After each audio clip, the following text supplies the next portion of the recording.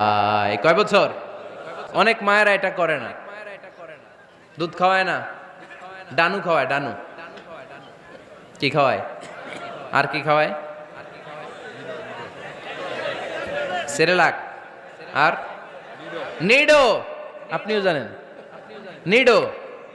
ধন্যবাদ আপনি হেল্প করার জন্য। নিডো আর ল্যাকটোজেন আর জোরে বায়োমিল,